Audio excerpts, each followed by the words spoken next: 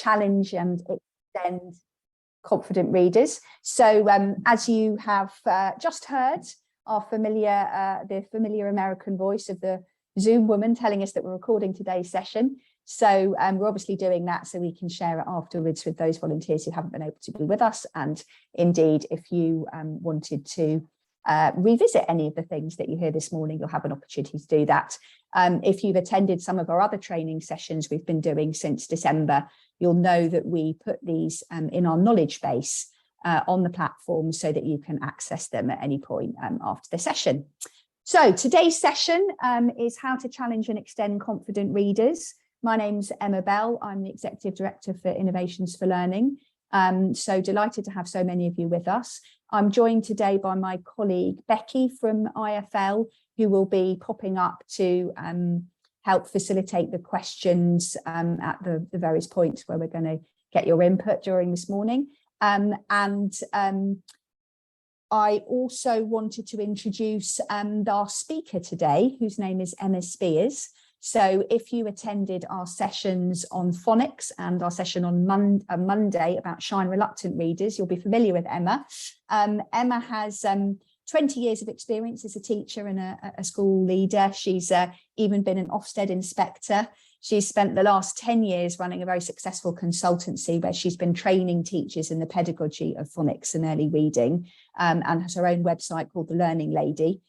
So Emma's been involved with our programme for some time. She's helped us look at our resources and our texts and align them with Department for Education and Guidance. So we're delighted that she's going to be with us this morning. And the plan for today is that we will hope to get most of our kind of content done from Emma and indeed myself. I'm going to do, once Emma's spoken, do a little bit of a section on the actual volunteer reading platform and how you can use that if you've got a confident reader.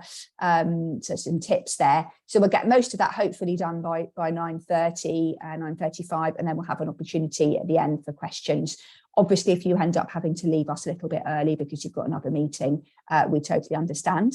But without further ado, I will hand over to Emma to take us through this morning's session.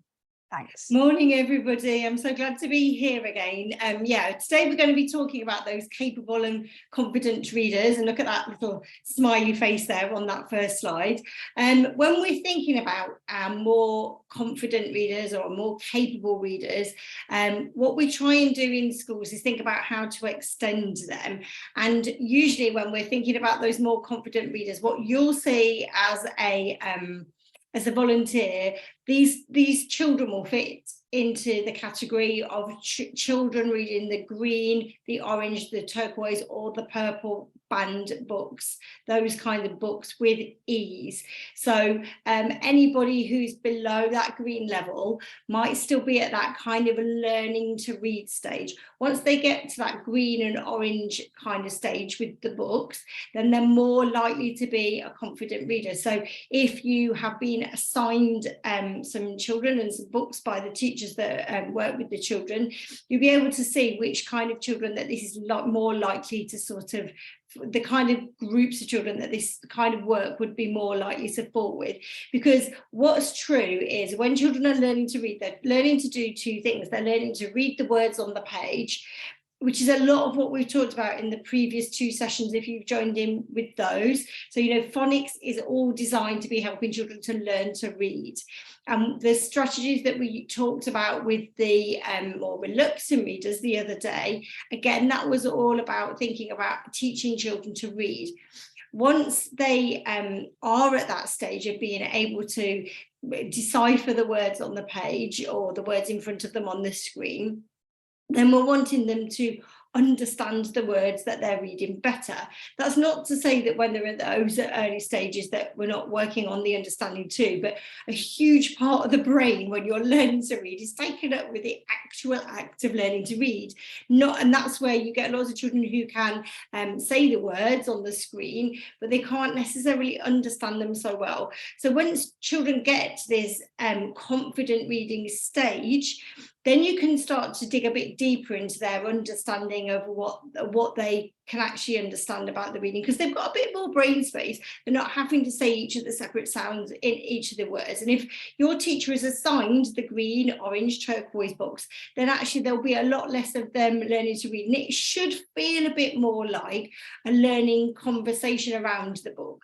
The kind of when you're working with these more able readers, and the kind of I guess the kind of atmosphere you're trying to create is more of a kind of like a book group that we would go to. It's a discussion around a book. So they're going to be reading the book, sure, and they'll at this stage they'll need very little support or correction with the word reading. They should be able to read almost independently. The bit that we're wanting to do as the adult is to facilitate their thinking a little bit. Oh, what do you think about that? Oh, well, how do you think that happened? You know, those kinds of questions. So it's much more of a learning dialogue rather than I'm teaching you how to read, because at this stage they already can. They should be able to self-correct because they generally understand that reading needs to make sense. Because these are actually almost readers themselves, they know that there's a point to reading. When children are at that early stages, of those very, very early stages of their letter sound correspondences and blending every single word, they don't always really see the purpose of it because it's so much effort is being taken to actually being able to read the words on the page. They don't really care whether it makes sense or not because they just really want to get to the end of the sentence.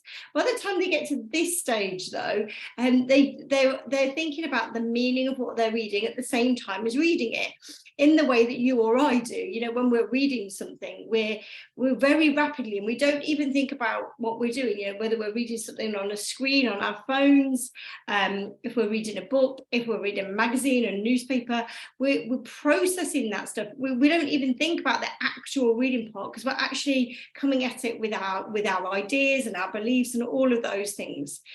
So our job really is to train them to be thinking about what they're reading by developing this wider sense of them comprehending and their verbal reasoning. So why do you think that? What makes you think that? Those kinds of questions. The reading frameworks, comes from the Department for Education. When they're, this is like advice really, best practice for teachers. They talk about fluent decoding, so that's the phonics part, allows us to understand what we read. So that's why they emphasize that part very much in reception classes and year 1 classes. Obviously you might have children that are older that you're reading with, but the same thing would apply until they can become fluent at reading, and they gain that accuracy. The brain's resources are available to focus on lifting the meaning from the page. As children gain fluency, their motivation increases and they're willing to do more of it. Fluent decoding allows us to understand what we read. Accuracy as well as speed equals fluency. So we want them to be accurate, but we also want them to be fluent too. So what would you say were the challenges for you in this situation? Have you read with a capable, confident reader and thought, well, I'm not really quite sure what my role in this would be? So I'm just going to give you a moment to have a think about if you've got somebody who's confident, you'd be like, oh, I'm not sure. Or if you've been reading with somebody who's confident and you feel like actually this strategy worked really well, pop those in the chat just for a couple of seconds and we'll take some feedback.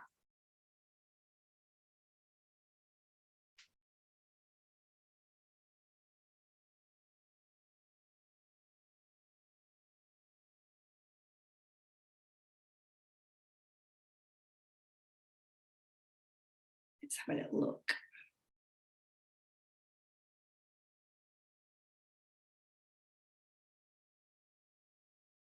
Yeah, trying to keep them interested in the stories they're reading. They tend to get bored. I think as well, because these books, and this would be the same, this isn't anything to do with the learning platform that we're working on. This is the same when, if you've got your own children, you will notice this. If you've ever seen the kinds of books that children take home from school, you know, they get to a stage where it maybe feels a little bit babyish because they know that these books, whether they're on a platform or whether they're the ones that they take home from school, are designed to teach them to read.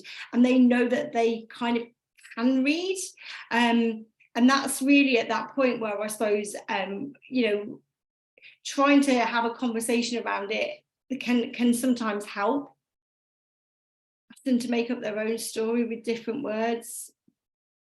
Or another good way to be able to do it, if you feel like they're getting a little bit bored, if they're not engaged as fully as you would want them, get halfway through the story and say, right, okay, I want you to make up the ending for me. Tell me what happens for the rest of the story, and then compare it with what they actually read later on. That can be quite a super easy little hack, because sometimes if they're good readers, they've got a good knowledge and understanding of how it works. So yeah, worrying about patronising them, I can totally see that, because they are already readers. So if you open this up to be more of a conversation, what do you think about that? You wouldn't, if you went to a book group as an adult, you wouldn't be worried about patronising the other readers. You just go to that with a view of, we're going to go and discuss the book that we've all been reading this week. So if you go with that in mind, rather than the kind of, because these, what the value, I mean, it's likely that you're less likely to have these readers assigned to you, because teachers would probably be wanting the readers to be reading with you, the ones that need a lot more practice and that perhaps aren't reading yet. So it is probably less likely that you would see these than probably more reluctant readers. But just, I would say how opening that, I think seeing it more as a discussion rather than a teaching opportunity, I think can be really helpful for all of that. They're really useful comments. Thank you. We'll have some more pause for thoughts as we go along, and then there will be time for more questions and comments, but please feel free, if things occur to you that, that works really well, you want to put that in the chat, that will also be fabulous too. So what can good readers do? So these confident readers that we're working with, what kind of things would you notice? They know and clarify vocabulary. So if they're reading a piece of text and they don't really understand it, then they can clarify what they ask questions. What does that word mean? They ask those kinds of questions. Or they have quite a good spoken vocabulary themselves. Emma at the beginning mentioned the word pedagogy, and I went through my whole teacher training, 4 years of it, reading that word, because it's used in a lot of teacher training academic documents. And I just kept reading it and skipping over the word, because I really, really didn't understand what it meant. And it took 4 years for me to fully understand that word. And, this is the same, isn't it? If you read anything now with a word that is beyond your vocabulary, you kind of skip that word and kind of generate the meaning of it by skipping it and reading on and gaining a wider understanding of what that word is from the context. When children are small, they might do that by using the pictures when an adult is reading to them. What we're trying to do here is to develop that as a skill, because obviously when children are at that blue, green, orange, turquoise kind of standard, that's when the vocabulary starts to ramp up, because actually they can read the words, and that's where we can start to introduce that more interesting vocabulary to have the conversation about that. Good readers draw on what they already know. So they've got that idea that they can associate with different things. So these are often children who have had adults talking to them with an extended vocabulary, or who've had books read to them a lot. So they've experienced a lot of words, and somebody somewhere, or from experience, they've been able to draw on ideas from what they already know. So for example, if I said to you that I walked along the beach and the sand was damp, if you've got an idea about what that feeling of damp is, you felt it yourself, and somebody said, just pass me the damp towel, or walk along the sand, it's really dry your feet, the sand is damp on your feet. You've got that idea, then you can draw on that. If you've only ever had somebody talk to you in terms of wet and dry, then that's going to be tricky. So these children are coming to this already knowing that information. They'll be able to visualize and use their other senses to respond to the text. So if I said to you a can of drink now, you'd almost be able to feel it in your hand. If I said a can of drink from the fridge, you'd be like, cold. You'd be able to feel the metal in your hand. You'd be able to even know what the weight is, because you've got that idea in your head. You're visualizing that. So when we read, we do that all the time. We make pictures, and we almost make a movie in our minds. That's what we do. So when we're training our readers to understand text, that's kind of what we're doing. We preview and predict. So when you're a good reader, you kind of want to find out, what happens next. These are all skills that we need to be training them to be able to do. So prediction is a bit different from guessing. We don't want them just to guess, or what do you think is going to happen, just like a blind guess. We want them to predict based on the information that you've got. So you might get a chapter into a novel that you're reading yourself and be like, oh, I really want to flick to the back page. You might not be that kind of person at all, but you know, sometimes you might be like, oh, how does this end? And then try and piece it all together. Also, good readers summarize, so they identify key knowledge and then they take the most important bits and they make inferences. So obviously the English language is full of kind of like little idiosyncrasies, and they can start to take the language and draw meaning from it based on the conversations that they have in real life.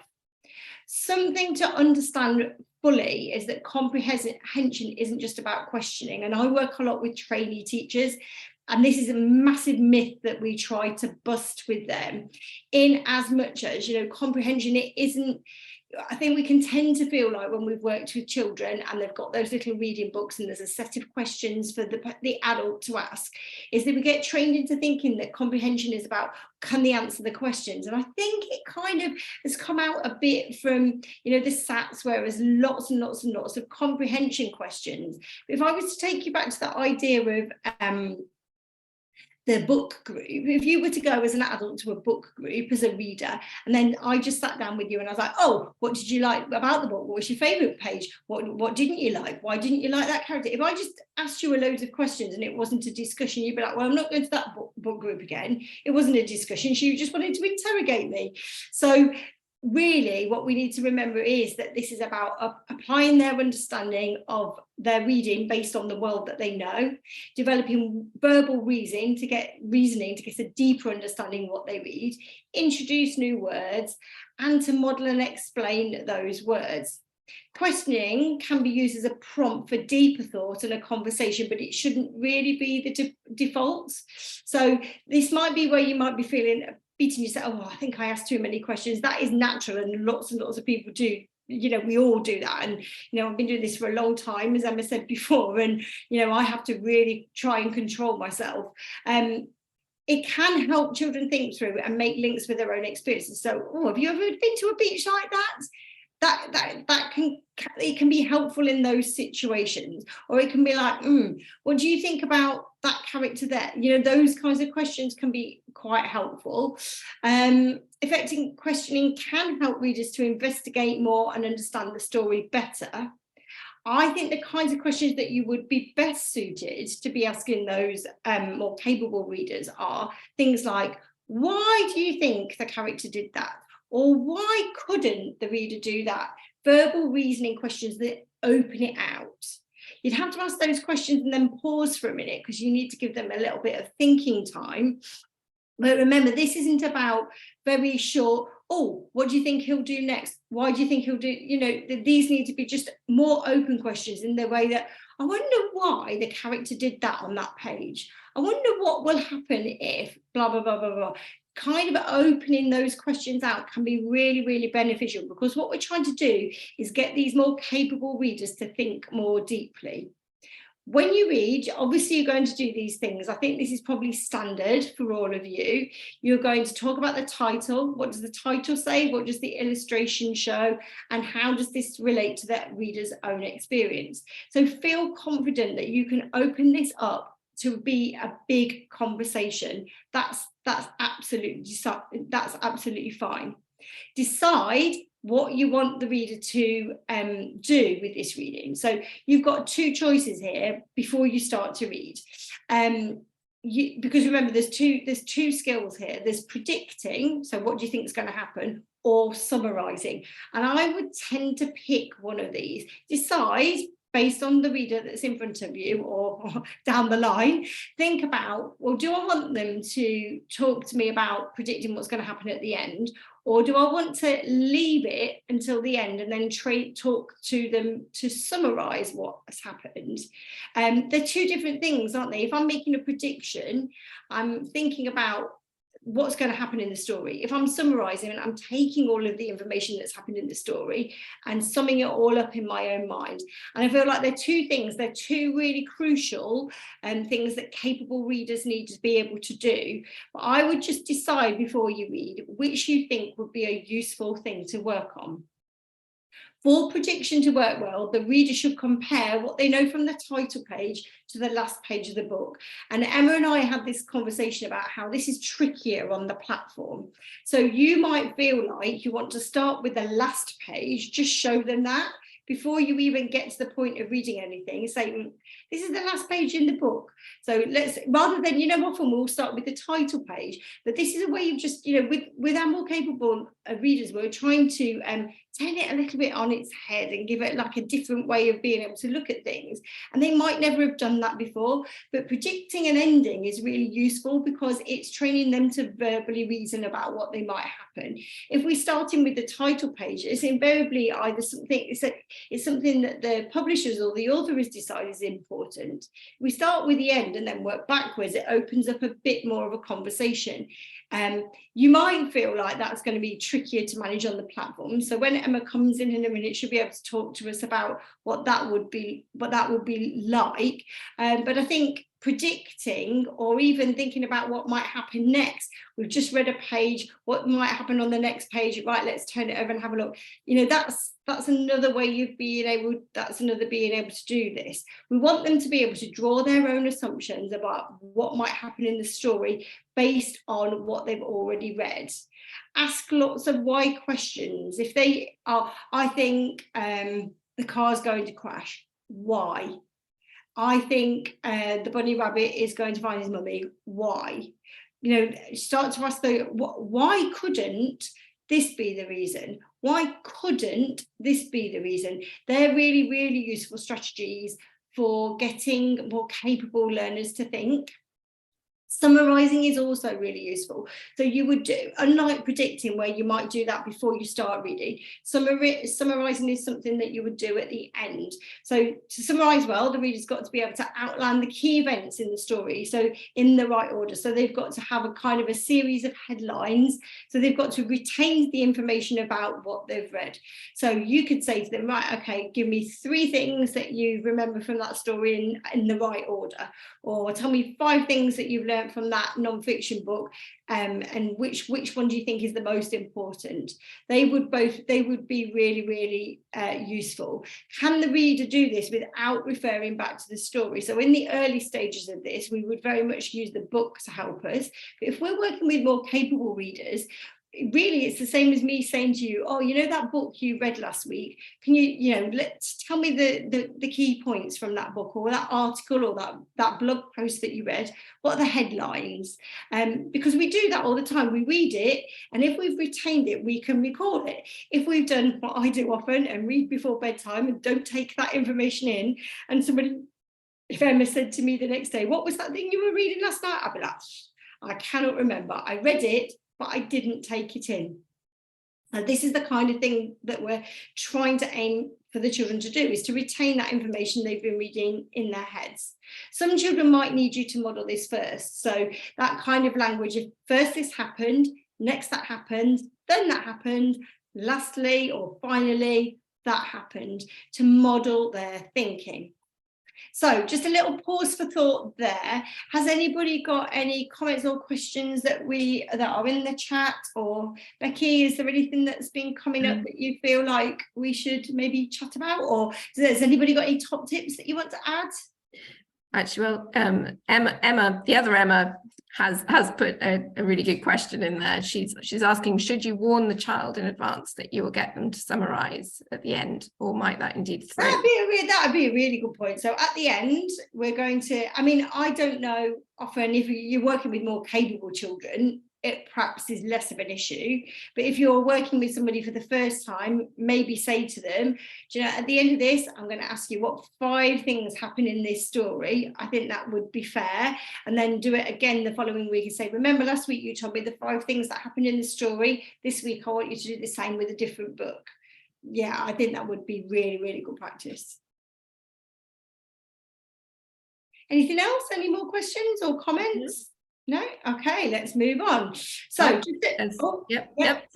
just from Joanne, just my student likes to go through the book too quickly as he wants to get a chance to do the games. I have to try and make the student go slower and tell him at the start that we're going to do 2 books in the session, so he's aware in advance. Okay. Yeah. I guess that's human, isn't it? If you've got the option of a game or and you like playing games, I guess that would be, yeah. I suppose having little things like, if you could turn some of this into a bit of a game. So before we get to the games, I want you to tell me 3 fun facts about what you've read. If you set that kind of expectation, that maybe might be helpful. I think just setting that little parameter might be useful. You can see, because the thing is, these are capable readers, so they know they find it easy. So they've obviously not got that struggle that you might have with somebody who's perhaps a bit more reluctant or finding it at those early stages of reading. The other thing, just to finally talk about before I go quiet and take some more ideas from you, is to think about introducing new vocabulary. So a big part about being able to read, once you're a reader, is using your reader to develop your breadth of words in your vocabulary. So as adults, we build vocabulary all the time. We don't even realise we're doing it. We know more words now than we knew when we were 14, even though when we were 14, we were probably all good readers.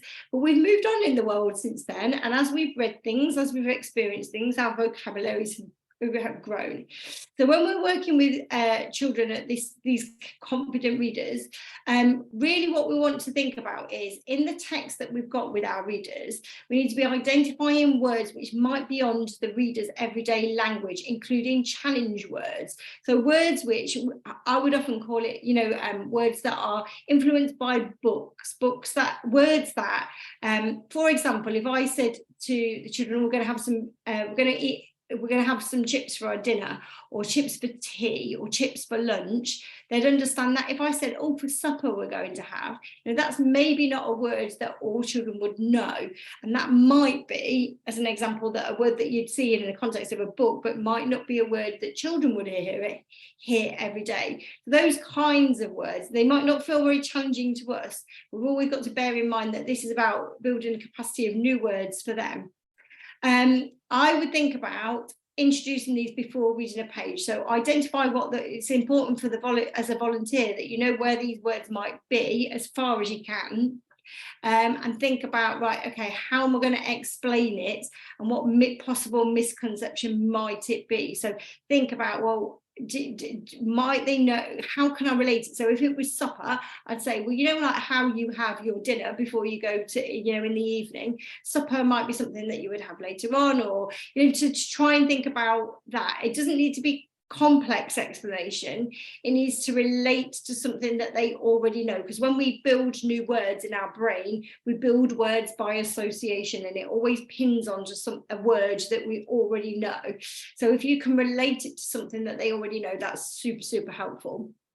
Alternatively, explain the new word to the reader. So see if you can think about it, but also think about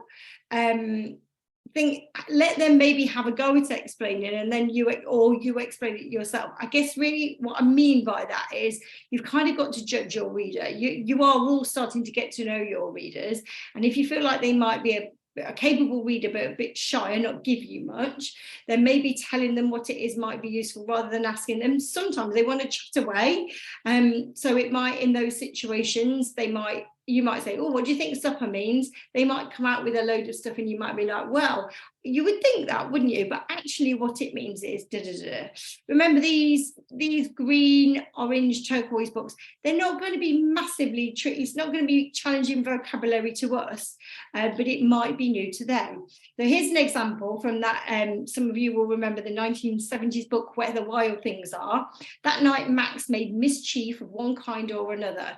So if it said that night Max was really naughty and he did lots of bad things, they would really understand that. But when that night Max made mischief, That made mischief is going to be the bit that really throws them, because a lot of children don't hear that word. It's a word that is, it's of its time, and it's the kind of word that you would read in books like this. And to make mischief, what does that, to be naughty is one thing, or to be bad is one thing, but to make mischief, what does that mean? This isn't a text that's on your platform, but the same thing would apply. We're picking the word that we think will be beyond their experience and thinking how we can relate it before they get to that point of struggling in the sentence. Or the other way that you could do it is let them read the whole sentence and say, see that word there? What do you think that means? And see if they can explain it based on their reading. Any of those would work really well. The other thing that readers are doing when they're in these reading sessions, these more capable readers, is developing expression. There's a new word out there at the moment that schools are using called prosody. We would remember it from when we were at school as expression and intonation. So how we make the words sort of jump off the page by making it be a dialogue in your head, or making words is how we express the words to make meaning. We don't read in our heads in a monotone kind of a way. We know how to use the punctuation to make things stand out when we're reading something. We look at the speech marks as we're reading, and we read it in the language of somebody else. So we use all those little tiny clues when we're reading, and really what we're trying to do with our readers is train them to be able to do that. So reading with expression requires readers to read beyond the actual words that they are reading. So at the early stages, when they're just reading the words, that's fine. But when you are reading with expression, you've got to be reading the punctuation. You've got to be almost reading in your head beyond the words that you've actually physically read, to sometimes, I don't know, if it says something like, go away, said Max angrily. You've almost got to have read the angrily bit to be able to read it angrily. So we've got to read on a bit, and sometimes with our students, we can be like, right, okay, I want you to read it. Now go back and read it. And let's say it says angrily there. You read it so that it's like that. We're training them to be able to do that kind of thing. The reader's learning how words can be read differently in relation to the context. Expression helps readers to emotionally connect with the reader. So at the point where they're not reading with expression, they're not necessarily emotionally connecting with it. If somebody's reading something angrily, they read, the statement is different to if they're saying it happily. So that helps us to connect a bit more with the characters. That's why authors put those words there. So when we're helping children to read with better expression, that's why we're helping them to have that deep connection with what they're actually reading, and it helps them to have that deeper understanding. So let go of my leg, the boy shouted to the monster angrily. Great example, because let go of my leg, the boy shouted to the monster angrily. It's very different to let go of my leg, the boy shouted to the monster angrily. So when I'm reading that, I've almost got to have read shouted and angrily before I actually read the text. So when you see it like that, actually you begin to realise how complicated this actually is, this reading on. And we're trying to move away from children just doing that from using the pictures, but actually using the punctuation and the reading head to help them with that. So here's some top tips then. Develop expression by explaining and modelling. Wait until the reader has completed the page. Talk about how the character is feeling and how an event is described. Ask the reader if they can relate to this with their own similar experience. Remember, all of this is to do with association with things that they've either read before, seen on TV before, or experienced before. Offer your own example if the reader is struggling. So if they can't think of how to say it, or if they can't think about what the description means, don't I said this in the session the other day, don't feel that your job here is to assess them and see how well they could do this. You can show them, you can tell them. That's how we all learn to be readers, because at some point we saw other people do it. It's how we learn to walk, it's how we learn to talk. We listened to other people, we watched other people. This is okay for us to do it because we're at the point of teaching, not testing. Offer your own examples, ask the reader to think about how they could read it even better based on what we've discussed, or you can reread the sentence to them, providing that model. So just as I did with that sentence about the monster just then, just read it back to them. Right, you've read me the sentence, now I'm going to read it. Which one do you think sounds better? Why do you think that one sounds a better way of reading it? Okay, so I'm going to pause there, hand over to Emma, and also hand over to you. So if you've got any questions or things that you want to put in the chat, also Emma's going to go through some ideas which relate to the platform. Brilliant, thank you, Emma. If you could stop sharing. We learned, didn't we, on Monday's session that I can't share while you're still sharing. So perfect. And I'm going to share my screen now and just give a moment's quick discussion to the platform itself and some things that you might use. So first of all, to remind you, when you're in, selecting a reading level for your pupil, you'll be familiar with this screen. For the more confident readers, we often get questions about the flashcards and how they've developed. And they just remind you that at the kind of orange, turquoise and purple levels, you will see the same flashcards appearing, because by that point, children will have mastered their tricky words and their sight words largely. So don't be thrown by that. And it might be that you decide really not to use flashcards and instead to focus a little bit more on something like the whiteboard, which I'll show you in a second. So a reminder about flashcards. And also a quick reminder about the use of challenge words, which was something that Emma mentioned.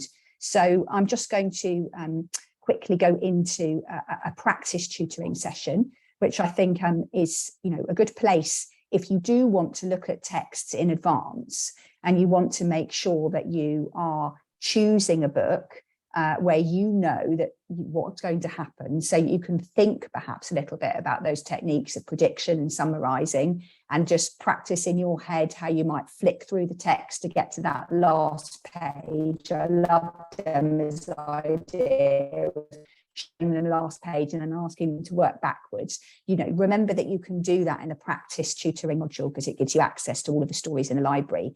But also remember, to Emma's point, that on a number of our stories, we do flag for you at the beginning challenge words. And these are chosen partly because they're unusual words, as Emma said, that a reader might not know about in their own experience, but also because they are words that children don't necessarily know how to decode. Remember, even at this kind of more confident reader level, they are building their bank of sounds and what those sounds sound like, and they're learning those in the classroom. And a word like biscuit, which we are, we might use frequently in daily parlance, when you see it on the page and you're trying to use your phonics to sound out biscuit, that's actually quite, an unusual group of letters and sounds there. So those kinds of things are in the text to remind you. So, excuse me, I'm just going to push my cat off my notepad to remind myself what I wanted to get to. But yeah, I think that the last thing to mention, because I'm conscious of all of your time really, is don't be afraid to use the lovely whiteboard. The whiteboard of all of the kind of games that we offer on the left here in the navigation, potentially looks the least interesting, but it's also the one that's got the most potential. So, if you were working with a child and you wanted to work hard on, the whole kind of question of summarising, you could go to the whiteboard and you're going to say, right, we're going to go through our summarising now. So let's think about the story we've just read. I've got the word up there, they can read the word first to you. So first, what happened? And then the child can say to you, the cat jumped. And then you can make that first sentence. So first, the cat jumped. And then you can, type in then, and then we can move the then down here. So then what happened? And you can build that up together. And you can use the whiteboard in so many creative ways to challenge and extend a confident reader. You can make up stories together. You can do summarising. You can do prediction. You could get to the end of the book and then you could write something together and they can read it back to you. You can pull out words. Don't be afraid to be really creative in your use of the whiteboard. And also, don't forget that even if they're a capable and confident reader, they will love to be praised and be given very specific praise for things they've done really well. So use the stickers and the high fives that we've got here on the platform to congratulate them. Make sure that you are saying, I absolutely love the way you did summarising and predicting today, because those will be words that they're using in the classroom as well. And that will, make them feel really proud of that extra skill that they've developed. So I think probably from the point of view of the platform, I will stop there and leave a couple more minutes for people to ask Emma any questions. There was a mention of somebody who's through Becky in the chat. There was perhaps somebody who'd mentioned something about less confident readers. If you've got somebody who's reading at that red level, I'd suggest going back to that training that we did the other day, because that was all about supporting those children. And these are definitely strategies more for children who can already read, because remember, there's two parts of the brain that are working here. There's the bit about being able to actually read the words, and then the understanding the words. And if they're still struggling at that actually reading the words stage, then asking them all the questions or getting them to verbally reason, it's going to be like patting your head and rubbing your tummy. It's doing two things at the same time. It can be too much.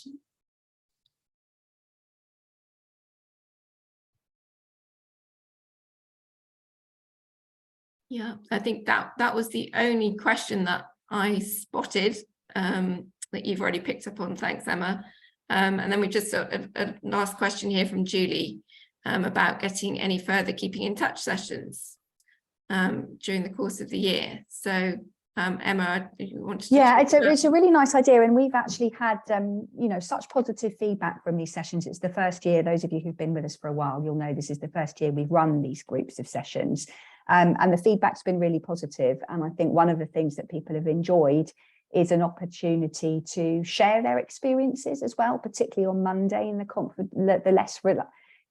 reluctant readers session. People were obviously finding things a little bit challenging with the children they've been paired with, and they got a lot out of hearing that other people had the same experience. So I think what we're hoping to do perhaps later on in February is to start a programme of kind of very lightly facilitated drop-in sessions for volunteers. So one of us will be there, we'll be able to answer questions that you've got, but we'll also encourage you to kind of learn from each other as a group of volunteers, because you are, you're the experts, you're doing this, you've had, experiences with lots of different children, some of you, that are really valuable for other people to hear about. So we will be setting that up. Thank you for those suggestions for that, Julie. And I'm conscious that we're coming to the time now. So as Becky's just said in the chat, we will be sending out our newsletter tomorrow. We will be linking to all of the recent trainings. Emma will be able to share, as she did on Monday, this slides with us as a PDF. So we'll link to that for you as well, because there's obviously lots of fabulous content in there you'll want to go back and reread. Please do dip into the knowledge base, find the resources that are there, and get in touch with us if you've got any questions. But thank you all very, very much for coming. I hope it's been useful, and enjoy the rest of your Wednesday. Have a wonderful day, everybody. Yeah, thank you. Thank you very much. Thank you, everyone. Yeah, do leave any comments and feedback in the chat if you want to as you leave.